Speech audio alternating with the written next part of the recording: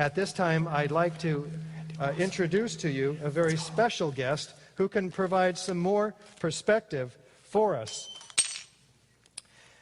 Tom worked as an explosives technician for Controlled Demolition, Inc., the top-rated explosive demolition firm in the world, owned by the Loiseau family during the years surrounding 9/11 as an explosives loader for about 3 years. 2.5 altogether, actually.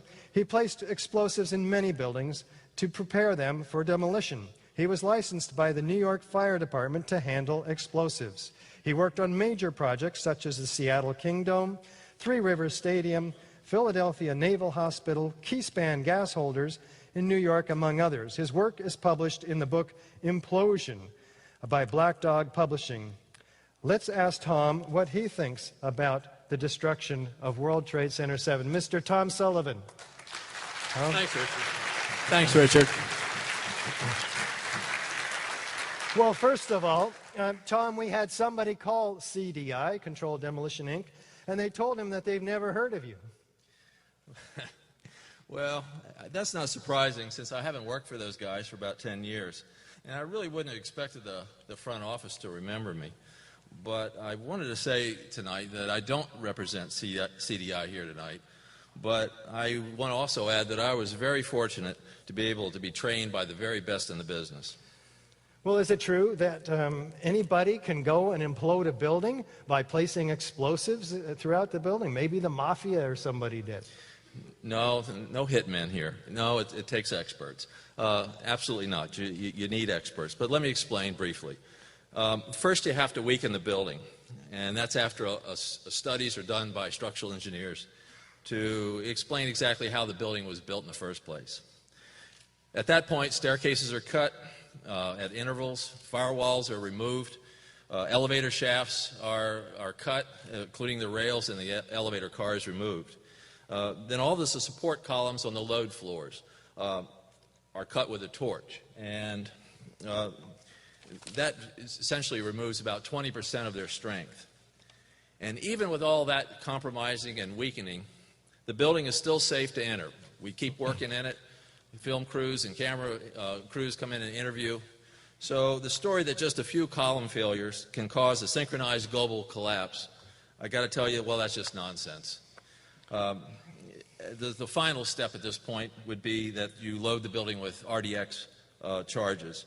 And they have individual delays, and sometimes even 2 to 3 different delays on a given floor. So the work is very complex and precise, requiring years of experience. Well, say in Building 7, how would you get in there to load those explosives? Well, looking at the building, it wouldn't be a problem once you gained access to the elevator shafts. Then a team of expert loaders would have access to the core columns and the beams. At that point, the rest could be accomplished with just the right kinds of explosives for the job at hand. There are a lot of choices available to accomplish this. Well, speaking about loading it, you'd need to load all the floors with explosives, wouldn't you? Well, funny thing about steel frame buildings, unlike masonry buildings, you don't have to load the entire building. All you need to really do to bring this building down in a successful implosion is to load essentially the bottom 30% of the building. And for example, when I was working at CDI, we did a similar type of load plan at a building in Hartford, Connecticut. It was a CNG building. And we only loaded the bottom section of that building, and it was a perfect implosion. Well, Brent Blanchard of Protec says that you'd have detonation cord, miles of it, all over the place, and these casings left behind in the debris pile. What about that? My team would have found something. Of the thousands of photographs we have, you would have seen a piece of a blasting cap, a piece of det cord. Not one, in 5 years, not one piece of real evidence to substantiate these claims. I think maybe Brent needs to get out a little bit more here. First off, wireless detonators have been available for years. You look at any action movie, you see these things going off all the time. And of course, the military has them.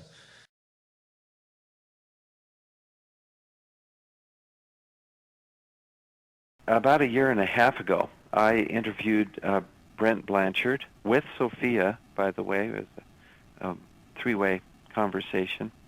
So she was on the line. And I asked him, several things. First of all, I asked him,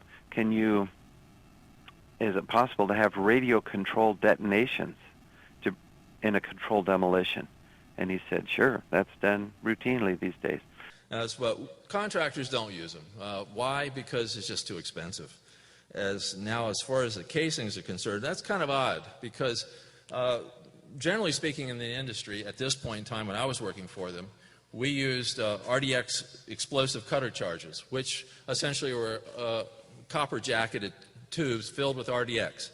And so when they are initiated, that is, go off, there's nothing left of those charges at all. In the case of thermite cutter charges, that's also the same situation. And in 1984, thermite self-consuming charges was a patented item. So I don't understand where Brent's coming from here.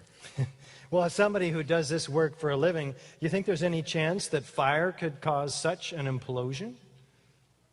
Never. Never. Not even possible. All right. Well, how about Ron Craig, Hollywood explosives expert? He's quoted as saying there would have been many blocks of broken windows all around the building.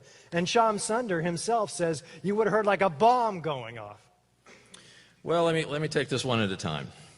The key word here is controlled. Maybe Ron doesn't know that word, but that's what I mean by controlled, is that we use careful placement of charges, and they are focused and precise. We're not talking about setting off a bomb here.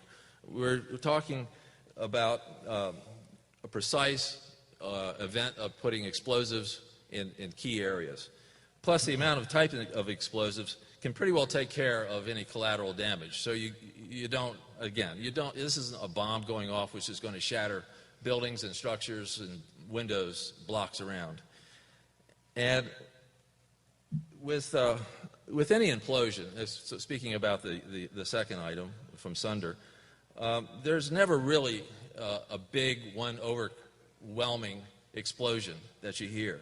But it's rather like waves of smaller explosions, kind of like a symphony of destruction, if you will, where each part of the orchestra is added to the next. These smaller waves come together, and as each floor is imploded progressively, causing the eventual implosion of the building. Well, we pretty much describe Building 7 as a symmetrical collapse, but we're criticized by those supporting the official story that no, it leaned. Well, sometimes they do, and let me explain why.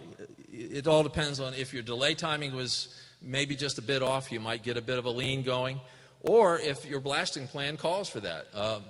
It just all depends. After all, there's a bit of art involved with implosions. So, yes, a lean is very possible. Well, Tom, did you ever believe the official story? Not even for a second, Richard. Not even for a second. And it's been, 10 years? It took me 4 years to catch up, and you saw it on the first day. Well, you have to understand, I've spent a lot of time at that point watching implosion after implosion after implosion that I had personally participated in. So when I saw these things happen on the TV when I was home in the Eastern Shore, I knew something was up. This was just not as what they were telling me. The building fell with such precision, free fall speed, no reasons given. Like the towers, it just fell. The fire's not